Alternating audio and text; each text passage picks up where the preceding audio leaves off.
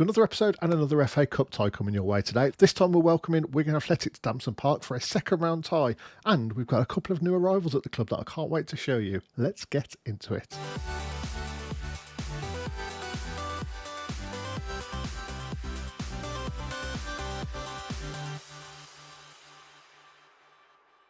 Starting this episode off with another bit of just very good news out of nowhere. I initially had a board request to improve the youth system rejected, had a little chat with them, and apparently my enthusiasm was infectious and they've put a request straight through. Absolutely fantastic. I don't know how much this is going to end up costing us, but it's definitely going to pay off in the long run, so absolutely delighted to have that confirmed. So we finally got the second round draw for the Papa John's Trophy today. Let's see who we're going to get matched up against. Crawley Town in League One, they're 14th, so relatively similar to recent games we've had. Yeah, we'll have to see if we can manage to scrape through that. That's quite a tough tie. I swear to God, I've never actually put an offer in for a player that needs a work permit and it not be a massive mistake. So I've been looking for a little bit more squad depth, just because, you know, we're having to play our first team pretty much every game, and with a couple of injuries that we've got and with everyone playing every game, there's been a lot of fitness issues. So I've been looking for a little bit more depth, and I saw Santiago Arias here, 36-year-old veteran fullback, and he is absolutely insane. I mean, his physicals are absolute dog water, because, you know, he's 36 years old, but he's got 6 international caps and his technical and mental stats are incredible.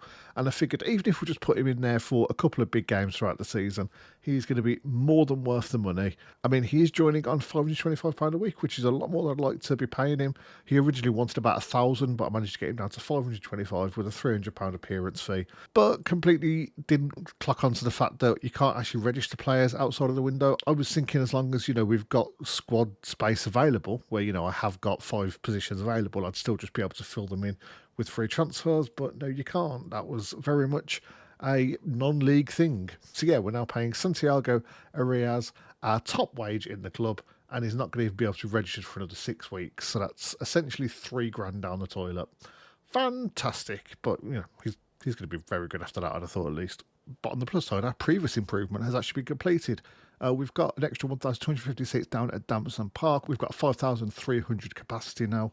Yeah, brilliant. I'd actually completely forgot this was happening, I'll be honest. Puts us up to a decent number, and I don't think you actually have to upgrade that again until I think the Premier League. Let me just have a quick look. Stadium requirements for League 2 was 5,000. For League 1 is 5,000. For the Championship is 5,000.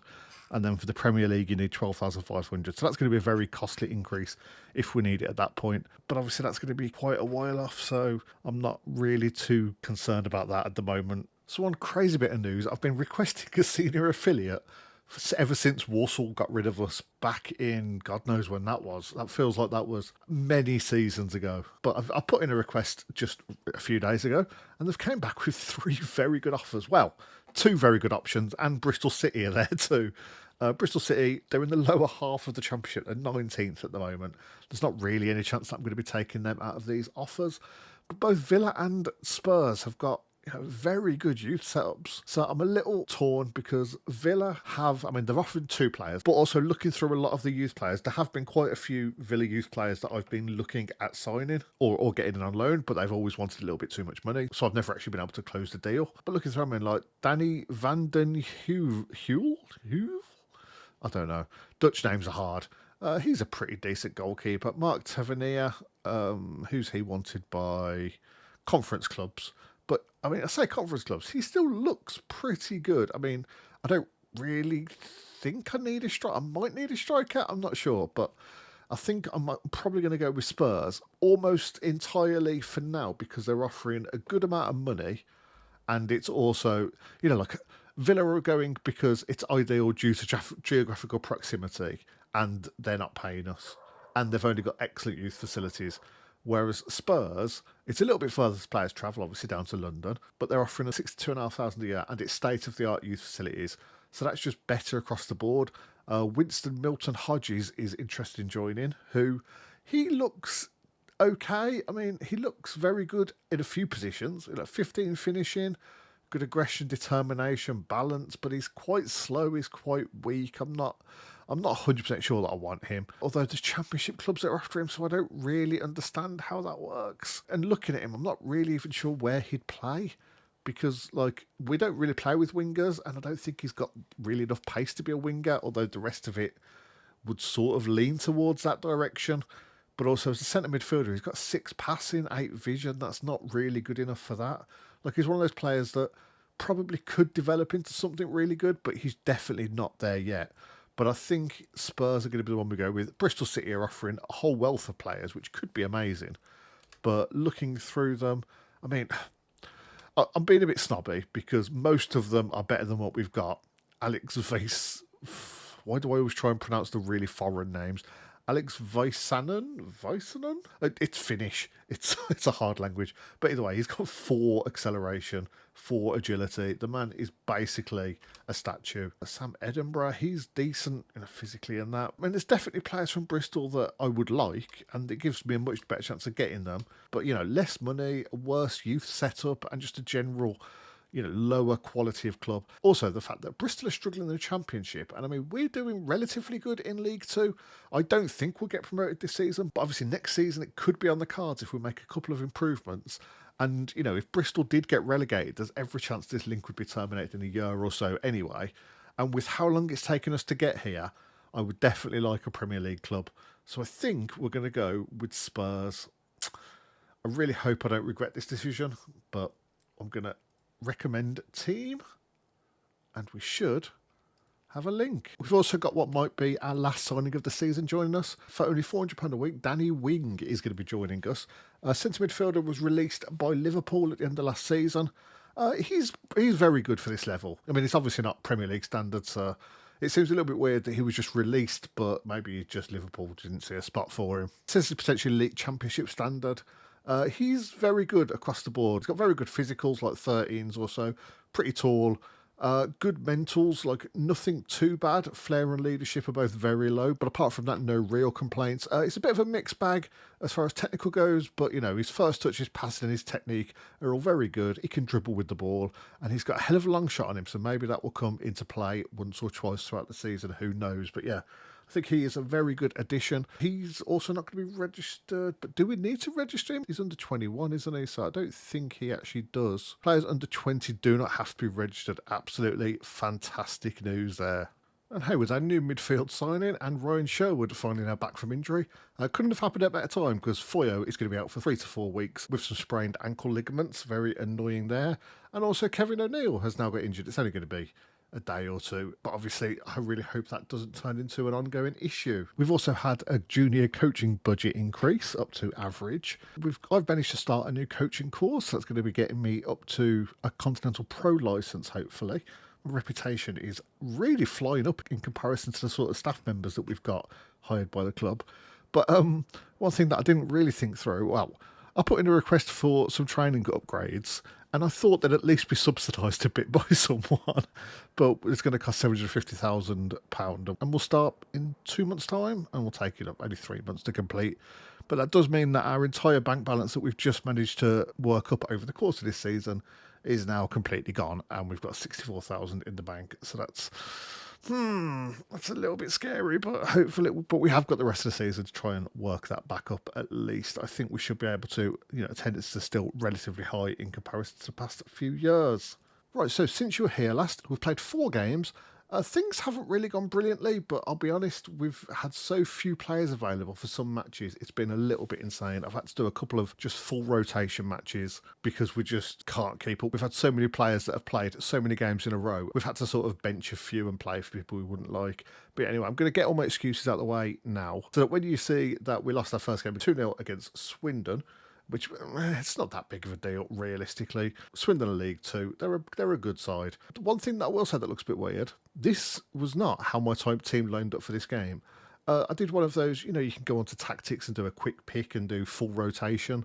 I did that, and this is what it suggested, and then I changed it to fit how I wanted it.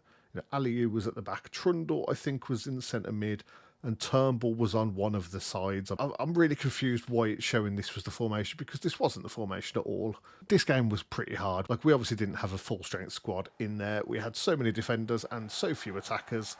But yeah, it all started 31st minute. El Mejigo, whatever, puts the ball into the box, and Fanji Torre managed to get a nice little volley into the bottom corner. And then the 64th minute, Swindon put it beyond doubt with a nice little crossing from Aquomo, got headed in by K Moore, by Moore. Don't know who that is. Is that Kiefer Moore? Kobe Moore, it said at the bottom there. But yeah, we were guaranteed to get through to the next round anyway, so that game wasn't really too much of a concern. And this very disappointing trend carried on into the second match. We lost 3-1 to Northampton. This one was especially hard because we went 1-0 up relatively early on, with a classic Chelmsford Town long ball goal.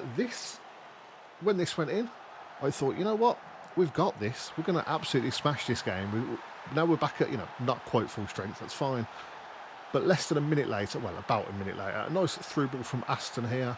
Linnett gets a cross in, and Amayo, something like that. That guy there puts the ball in to the bottom corner.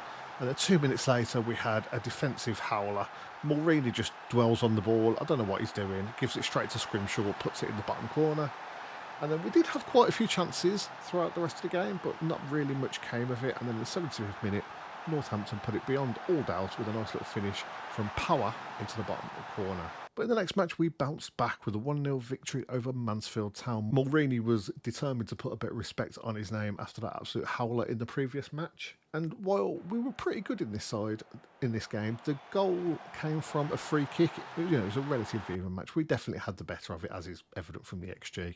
But yeah, we were back to a pretty full strength side. The only position that I wasn't too thrilled about would be Mitchell playing the defensive midfielder role. But apart from that, we were pretty much there or thereabouts. And then we wrap things up with a 0-0 against Sheffield Wednesday. How far we've came since that loss that we had. I don't think it was an absolute beating. I think it was 2-1, 3-1 in the cup to them. I mean, we're talking like 3 seasons ago here, so I don't remember too exactly. Yeah, we put out a relatively strong side. We still couldn't break them down. They just defended. They Jose Mourinho'd us, you could say. Basically 5 defenders, 2 defensive midfielders, and just chucked a few people up front to try and get a goal. They didn't really create much. We dominated them for most of the game, but couldn't really get that final little push to score a goal. And that brings us to today's game. It wasn't one that I was originally coming back to, but I figured we've got 2 new signings, and there's a reasonable chance we're going to get through this round, so why not do this one on camera? So yeah, like I said, I wasn't actually going to come back for this game originally, but the fact that we've got 2 new players who can actually play in this game, because Arias, he's lacking fitness a bit, but I think I'm going to take the risk and start him. We have got Batty on the bench and Trundle to potentially take over if he does end up picking up an injury. And we've got Danny Wing in. We're going to be playing him attacking midfielder this game. I actually wanted him as more of a Mazzala.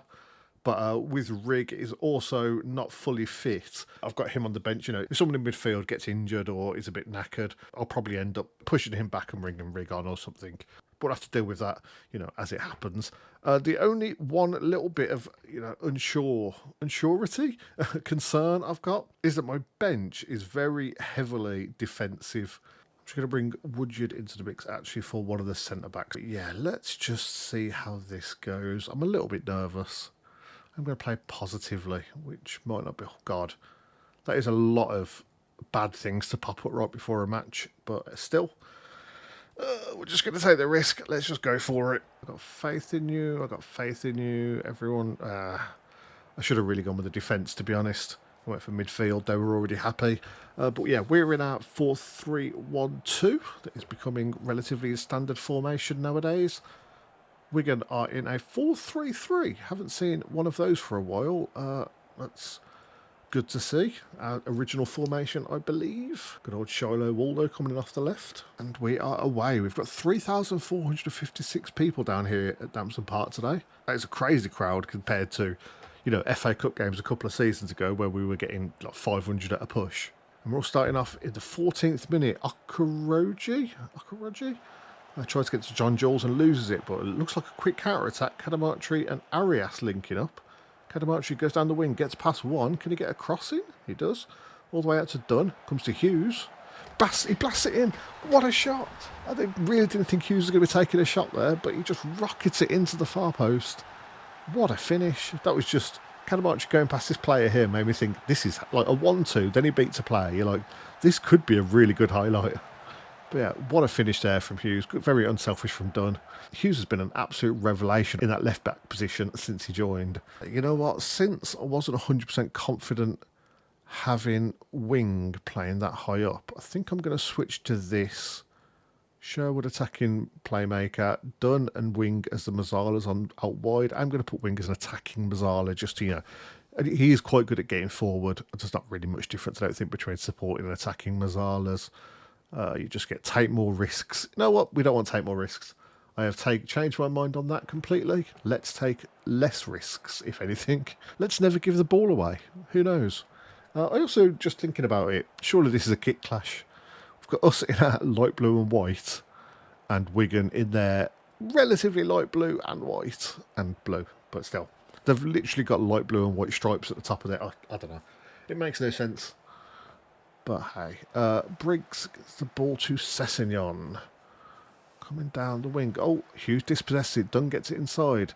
Wing now looks to put Bain through. Bain's one-on-one. Oh, we didn't beat the keeper. Cadamartri gets a touch and doesn't really... Like, he sort of put it out for a goal kick almost. I don't know what that was. It looked like it come to him. He had an open net. He was under a lot of pressure, fair enough. But he just sort of side-footed it, tried to control it. It's like he tried to control the ball and it ran away from him. When really he should have just been hitting it first time. But either way, we are 1-0 up at half-time. Everyone's looking delighted. Looking at Danny Wing and Nathan Hughes, they're probably going to have to get subbed relatively early in this first half. I'm going to give it to like the 60-minute mark, as I always do. But they're both kind of on their last legs. But also, Nathan Hughes is like by far our best player, I feel like. Him, Cadamartri and Dunn, which actually Cadamartri's got a really bad rating. But... Oh, I'm looking to 61 minutes. We'll give it to 65 just to see if anything happens. I want to give them time on the pitch. But yeah, that's just dropped by quite a bit over there then. So let's get Wing off for Rig. I mean, like I said, he's not fully fit. This makes me want to go back to the other formation now. I really don't know. We're going to switch these back over. Sherwood can play Mazzala well, but Rig is a very good, advanced playmaker. And then who was the other one? Nathan Hughes needs to come off, and we'll probably put Bailey Clements on in that spot. I think this is looking all right for now. To probably, required subs there, let's say. Oh, and we've got an Arias corner. Ball comes in. We don't quite manage to get away. Ibsen Rossi was that that gets it away, and Rig smashes it in well over the bar. What a waste. Just excited to be on the pitch. I think he's missed the last couple of games. I haven't played a match since yesterday, and I've been in the office today for work. That's absolutely destroyed my brain. Right, either way. Abbott, free kick goes long. Ibsen Rossi, that was his name. Okoroji gets it up to Asgard. That's a bit cheating. You've got the whole people playing for you. Only got 4 minutes left and we're ahead here. And let's make one more sub. We'll bring Woodyard on for Turnbull because he was on his last legs. We're going to not go positive anymore. We're going to look shorter passing and a little bit of time wasting. I'm not going to, a lot of time wasting. Let's just take the piss as much as we can. Just curious how many added on minutes. Only 3. We're getting there. 1 minute. Oh, come on. We are through to the next round. I'm really surprised we won that. I didn't even read that. I'm so used to just like click whatever the assistant recommends rather than actually paying attention myself. And half the time, I do read them and I still go with what the assistant recommends. But yeah, I can't believe we've just managed to get through that. I was so certain this was going to be the end of our FA Cup run. So I suppose before we close out today's episode, we better see who we draw in the next round. Oh, and even better, we just got £68,000 for that. That is crazy. Arias has made his return from English football. Oh yeah, he was at... Look, I'm going to do a very quick Google live here. Santiago Arias, Colombian footballer, 31. He's on €300,000 a week in 2013. That's crazy. Playing for Cincinnati. Has he just left Chelsea or something? No, he's never actually played for Chelsea. So Chelsea's signing him in the first season. Yeah, they did. Free transfer. That is crazy. I definitely could have seen all that from this screen. But I saw that he played for Chelsea the 2022-23 season. I just assumed he was already there when the game started. But yeah, makes his return to English football. And overall, I think he did pretty well. And here we go. The FA Cup third round draw. We've got some big clubs coming in at this point. The fans want us to get Lincoln, who, they're 18th in League One. I think if we can get past Wigan, who were 11th in League One, we've got a reasonable chance against them, so that's not a bad shout. But realistically, you sort of also just want a big side away. But Let's see what we get. One of the two, either very easy or incredibly hard away match. We're at home to Fleetwood Town. Championship. I always think Fleetwood Town are such nobodies because up until recently they were like a League Two club, I want to say. But yeah, Championship, Fleetwood Town. Sunday is their hot prospect. That's amazing.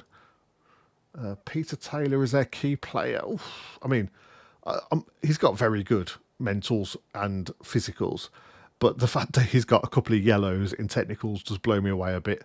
I think we've only got players that I think we might have one or two that have got one yellow stat, and that's about it. But yeah, this Peter Taylor looks very good.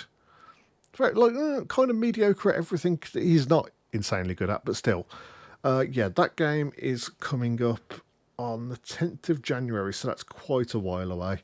So if we look at the schedule, yeah, that's all the way down there. So we're probably going to do another episode before that. I'm not entirely sure what I'm going to come back for. It's not going to be the Crawley game. I would like to do the Crawley game, but, the Crawley game was the original plan. But, Wigan and Crawley were both League One clubs, and I've just signed 2 new players. So I figured we'd get a game in relatively quickly. I'll probably come back some point mid to late December. We'll have to do a bit of a catch-up on whatever we've done. So yeah, subscribe to make sure you don't miss that. And if you have enjoyed the video, maybe leave a like or comment. It really does help out a great deal, and it means a hell of a lot to me as well. I've finally started to see views on the channel creeping up a little bit now after putting in a lot of work for very little results. So, any likes and especially any comments, because I get very few of those this early on, really do help out so much on the channel. Any interaction at all just boosts your channel so much when you're new. But yeah, feel free to, ask it, even if you're just asking silly questions or making a silly comment about something I've messed up. Who knows? But yeah, we'll be back at some point in the next month or so. So thank you very much for watching, and I'll see you then.